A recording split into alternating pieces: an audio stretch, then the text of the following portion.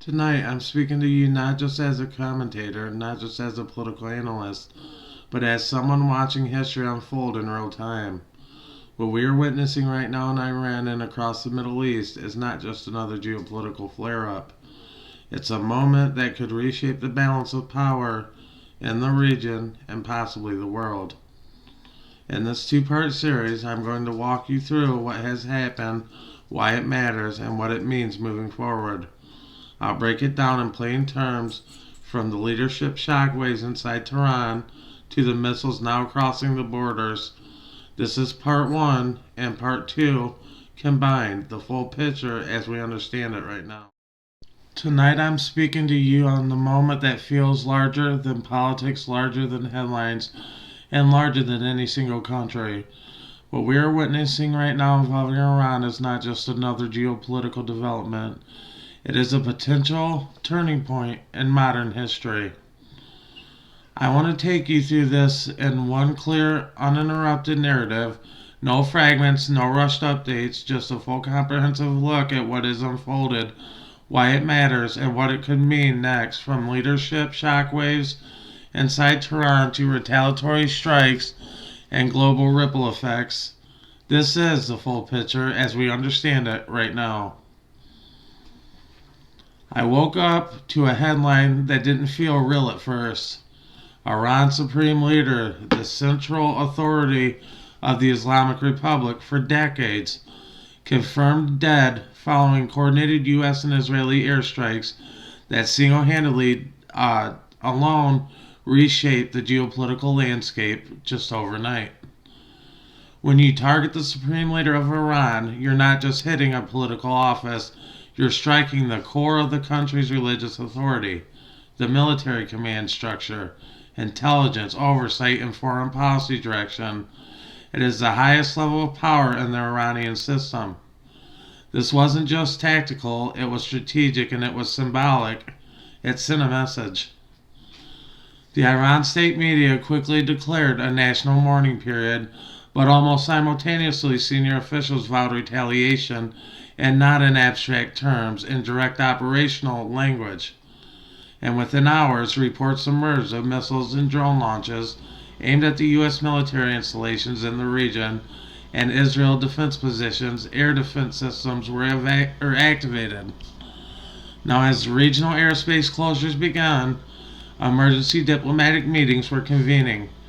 As I followed the developments minute by minute, one thing became clear. This was not a contained symbolic exchange. This was a layered escalation. And here's where it becomes even more complex. Iran was already dealing with the internal strain in recent months. There had been reports of widespread unrest, communication restrictions, and heavily operated disruptions of the internet in a society already under pressure. Now suddenly, it found itself in the middle of an international military confrontation.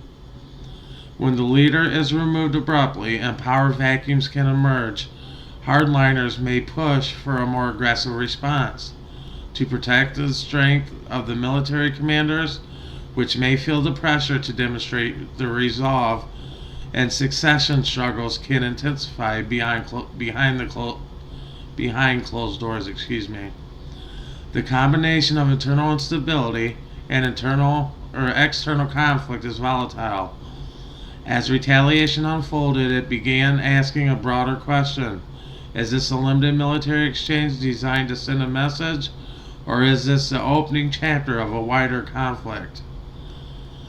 Missiles crossing borders change more than military strategy. They move markets, oil prices react, shipping lanes are scrutinized, and defense postures shift across neighboring nations, and travel advisories are issued, and the investors brace for uncertainty.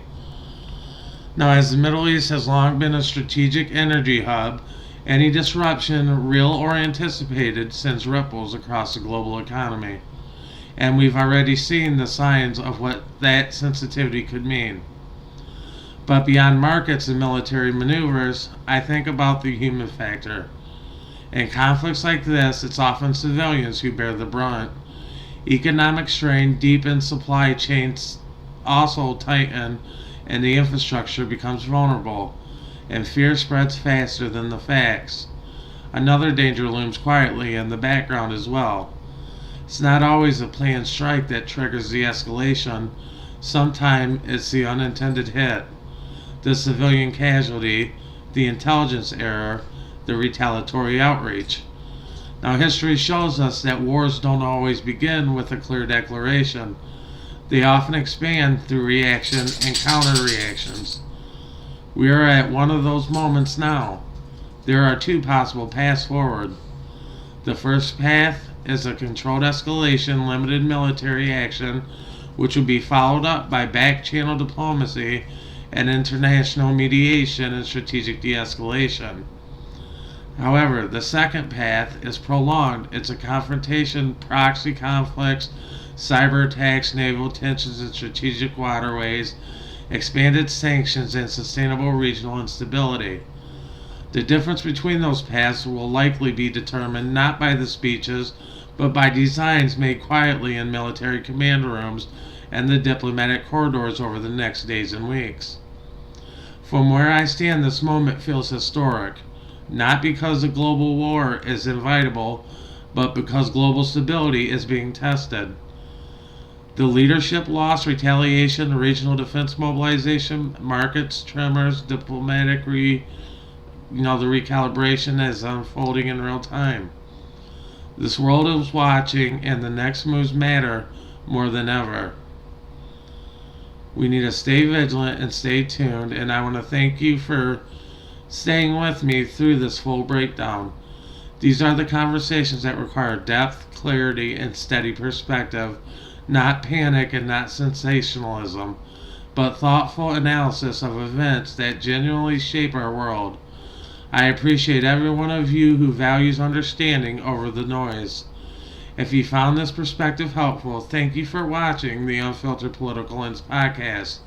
Please make sure to like, share, and subscribe so we can continue bringing you in-depth, unfiltered political analysis. And as always, we'll see you in the next video. Have a good one. Peace.